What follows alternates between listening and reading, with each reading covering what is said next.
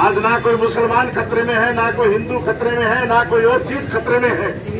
अगर आज कोई हिंदुस्तान के अंदर खतरे में है तो वो किसानियत है और किसान खतरे में है, क्योंकि सारी पार्टियां किसानों को मारना चाहती हैं, किसानों को निचोड़ना चाहती हैं। और अगर साथियों, मैं आपको दावे के साथ कह सकता हूं कि अगर हमने ये आंदोलन मजबूत नहीं किया और किसान देश का एक नहीं हुआ, तो इन सरकारों की साजिश है कि किसान के पास 5 एकड़ से ऊपर जमीन नहीं होनी चाहिए, 5 एकड़ का कानून बना देंगे ये। और अगर आपने ताकत के साथ हम सब ने हिंदुस्तान के किसान एक हुए, तो किसी भी सरकार की औकात नहीं कि किसान की तरफ उंगली करके देख दे। जो कहते थे कि हम डबल आयु कर देंगे, आज मेरे घर के अंदर 100 कुंटल दरमा पड़ा है, लेकिन 3,000 रुपए को खरीदने वाला नहीं है।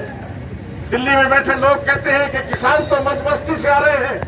मैं चंडीगढ़ में कल सीएम हाउस के अंदर बैठा था और वहां पर जो उसके चमचे बैठे थे और वो कह रहे थे कि ये सब नशेड़ी हैं, ये सब रसगुल्ले खाने आए हैं। मैं कहता तुम एक दिन रात को रह के दिखा दो, तुम्हें रसगुल्ले भी देंगे और सब कुछ देंगे, तुम रात को एक रात सड़क पर रह करके दिखा दो। ये दुखी है, ये परेशान है, इसलिए हम लड़ने के लिए आते हैं। हमको राज्य खुशी और मजा नहीं है। हमने घर से तेल लगा करके आप सब लोग यहाँ पर आए हो और यहाँ पर बैठे हो, तो ये कोई नहीं है कि यहाँ पर कोई डॉलर मिल रहा है, यहाँ कोई जलेबी मिल रही है। यहाँ पर संघर्ष में लाठियां भी खाते हैं। हमारे 90 किसान घायल हो चुके हैं। आपको सबको जानकारी है कि नहीं ये पता नहीं, 90 किसान हमारे वहां पर घायल हो चुके हैं। एक से आज हो गया, अभी तो क्यों नेट बंद था तो पता नहीं।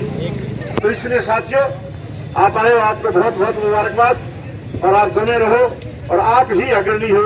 ऐसे ही अगर हमारे सब तहसीलों के ऊपर अगर 100 क्रांतिकारी भी होंगे तो हिंदुस्तान की सरकार मजबूर हो जाएगी।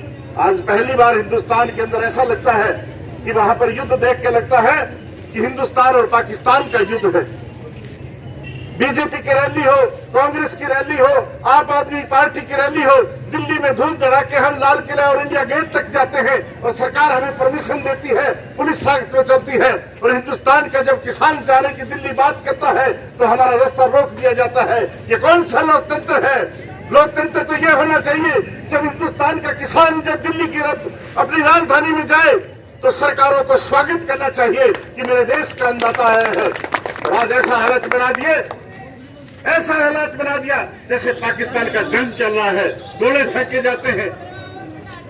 तो इसलिए साथियों, हमारे साथ जो जितना किसान के साथ जो जुल्म है, पिछली बार भी जब आंदोलन हुआ और मैं जब जा रहा था मोर्चे पर लगा हुआ था, तो दिल्ली के मोर्चे पर मेरे को पुलिस ने रोक दिया। मेरे कहा तेरे को हम आगे नहीं जाने देंगे। मैंने कहा क्यों नहीं जाने दोगे? कि तुम किसान हो।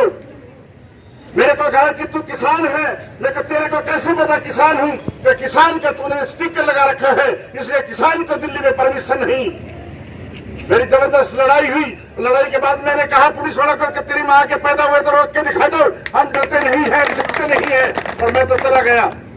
तो साथियों, हम तो लड़ने वाले लोग हैं, इसलिए आंदोलन हमारे लिए, हम तो किसान की जब कोई बात आती है, चाहे वो राजस्थान में आए, चाहे वो हरियाणा में आए, चाहे वो नाथुसरी चौपटा में आए, चाहे वो बाड़मेर में आता है, तो भी मैं आंदोलन में पहुंच जाता हूं। इसलिए मेरी तो फितरत में लिखा हुआ है कि जहां भी किसान के ऊपर कोई आपत्ति आएगी, वहां जहरील गुजारा वापिस नहीं हटेगा, चाहे गोली खानी पड़े, चाहे मारनी पड़े, कोई चिंता की बात नहीं।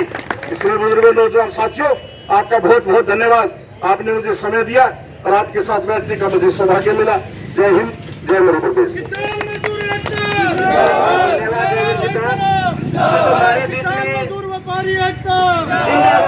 दुकानदार भाई